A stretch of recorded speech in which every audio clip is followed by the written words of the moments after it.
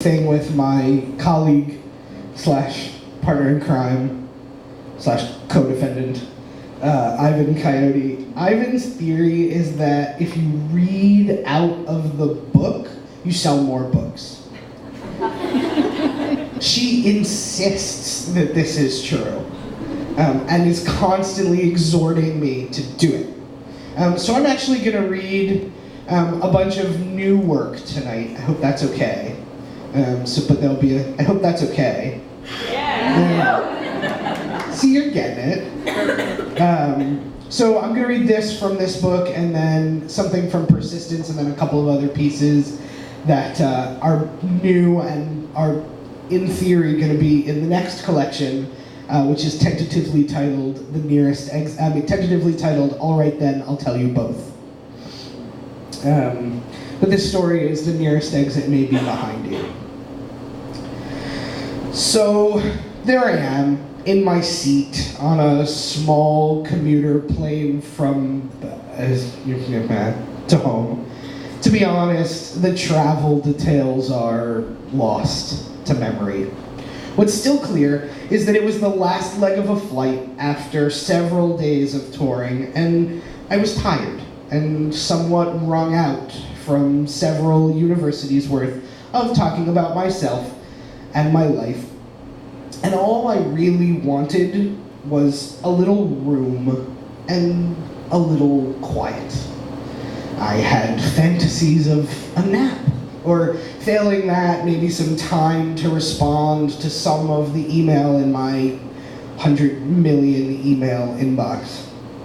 Now, neither one of those things is really possible at my personal size and shape if I have a seatmate on a Dash 8, which is what I was on that day. It's one of those propeller planes with the 2x2 seating up and down the aisle. I was seated toward the back, having chosen to sit in row 18, seat C. 18 is a lucky number in Hebrew. Hebrew letters are also numbers, and the number 18 spells out chai, or life. And I am a somewhat nervous flyer. The Dash 8 has 23 rows, so I was most of the way back in my seat and hoping to be left alone. I'd performed all of my usual magic to make this so. I hadn't buckled my seatbelt, I hadn't moved any of my things into the spare seat, and I behaved, as I do, that if I acted like I might gain a seatmate at any moment, then the sprites of air travel would be kind to me and allow me to fly the last hour and a half from, I think maybe Philadelphia, to home in relative comfort. This often works. I was full of optimism. And then I saw her, coming up the aisle in a pastel twin set, those sweatery markers of women of a certain class, some sort of frosted bangs situation on her head, a gold cross catching the dull airline fluorescent light. And with the instinct born of long experience, I knew that she was holding the ticket for seat 18A. I watched her make her slow progress up the aisle, holding her bulging tote bag, wearing a generalized air of superiority, scanning ahead to see who her seatmate might be. Her eyes fell on me. And I watched her as her lips tightened, her eyes narrowed, and I thought that I was seeing the single woman's customary response to the information that she's sitting next to kind of a big dude. I have to confess that I sometimes even like to see this reaction. I have very good non-encroachment skills for these kinds of situations, and so I'm imagining to myself how pleased she will be when she discovers that I can and will fly the entire way with my arms folded to reduce shoulder span, and my hip shifted a little bit so I can lean slightly away from her into the aisle. I wasn't all that pleased to be gaining a seatmate, but I figured at least she and I could coexist comfortably in the small space, and maybe next time she was consigned to sit next to a big fella, she wouldn't make such a terrible face. What can I say? I'm an optimist. I made as if to get up so she could settle in without having to climb over me, just one more service we provide here at House of Fat Boy, when I realized that she wasn't slowing down at all. She went straight past me into the galley to where the flight attendant was waiting for us to sit the hell down so she could get up front and do her pre-flight things. Assumed that Miss Sweaterset was going to take the long view of the cabin so she could see if maybe there was a free seat someplace and she could swap to and neither of us would have to have a seatmate, or maybe she was just looking for a seat next to someone with a little less mass. I wasn't offended.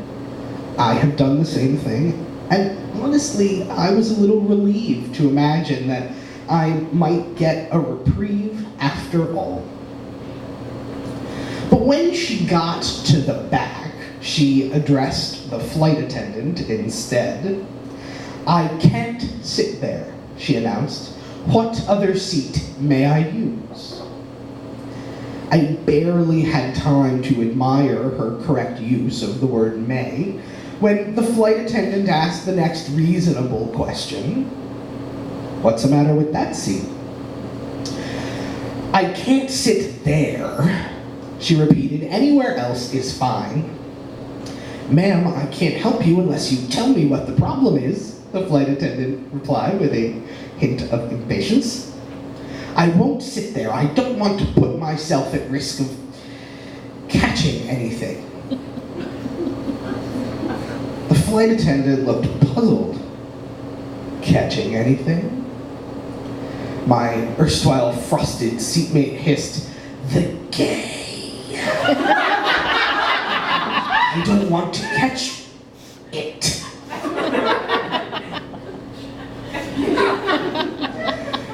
My eyebrows flew up into my hairline. I turned around to see the flight attendant, who's wearing an expression that I'm pretty sure matches mine. We are both dumbfounded. Now, airlines have policies about such things, right? They will not reseat you just because you don't like the look of your seatmate. Or perhaps I should say, historically they will not, although now that flying while Muslim or merely appearing to be Muslim or possibly just bearded has become such an issue, they sometimes flout this rule. But there are rules in place to prevent this sort of general duty bigotry from acting itself out, and the flight attendant and I both knew it. She looked over Miss Sweaterset's shoulder at me and kind of waved her hands questioningly. I could tell that she was leaving the choice up to me, whether for reasons of personal values or to avoid a violation of airline policy, I really couldn't say. But regardless, it was clear that she was bouncing this particular homophobic ball into my court. I considered my options. On the one hand, I had the choice to more or less trap Miss Sweaterset between me and the wall of an airplane for at least 90 minutes. Right? I could read gay books. I could write gay smut on my laptop in a really large font. I could discourse helpfully about the life of the modern homosexual, focusing on some characters she might recognize, maybe a little speculation about the preferences of Eleanor Roosevelt. The water jug carrying man, a highly gender non-normative behavior for a man of the time, who leads Jesus to the Last Supper, as referenced in the Gospel of Mark, chapter 14. I could read to her from the collected speeches of Harvey Milk, or perhaps I could just take the opportunity to cough on her a great deal, complete with much apologetic touching. You know what I mean, right? Oh, I'm sorry. I'm not a saint. It would have been a lot of fun. Right? Then I realized that if I relinquished this particular set of dubious pleasures, I could have my seat to myself again, that the sympathetic flight attendant was extremely unlikely to make someone else move to accommodate the homophobic wishes of what's-her-name. I could spread out my things and my body. I could probably work or sleep. Ooh.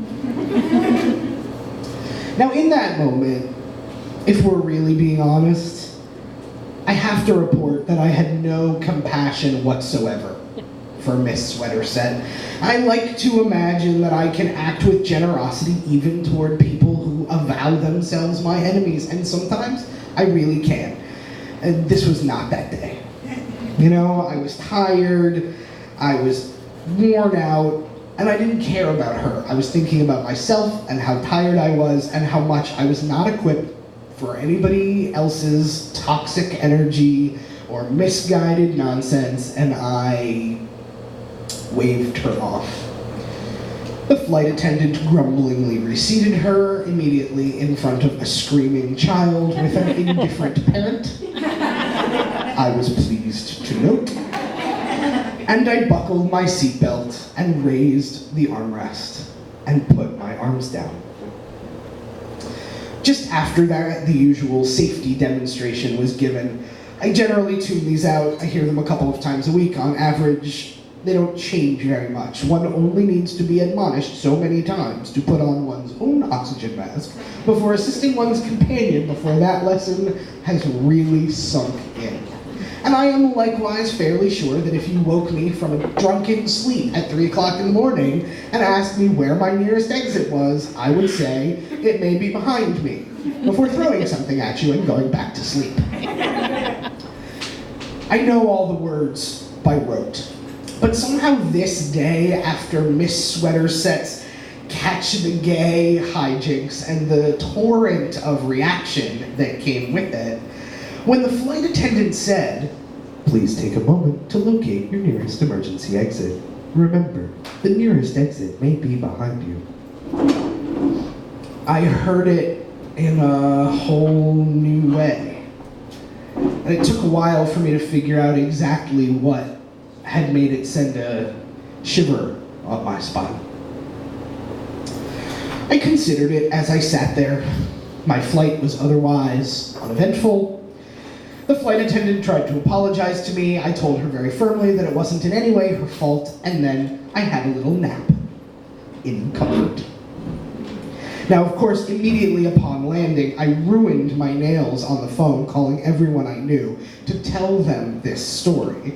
They were all suitably, satisfyingly both horrified and amused. People asked what I was wearing and what I was reading, all trying to, sort of dancing around the same question. How did she peg you as queer? And not only that, but what kind of a queer did she think you were? I have no idea, really. I wasn't wearing an expressly gay t-shirt.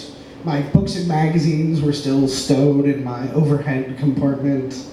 I don't know if she read me as dyke or fag or a trans thing. I have no idea what signifier she was responding to, which in retrospect would have been the right reason to ask the flight attendant to sit her next to me. I don't know if it was my hair or my glasses or just my general homotastic demeanor, but thank you. But something Something about me was clearly too queer for her comfort, and it triggered a gay panic that splattered all over me. It's the nature of gay panic to do that, right?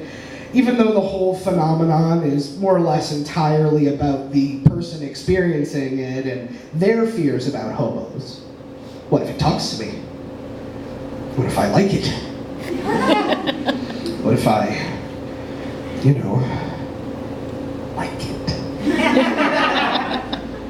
Gay panic is almost never contained where it belongs. Being visible in the world as a queer person comes with a whole set of these free gift with purchase kinds of experiences, right? And you never quite know what you're going to get or what it will end up doing. And indeed, this entire book consists of stories and essays written and told because the experience of being so identified on a plane made me start thinking in a new way about what it means to be visibly different.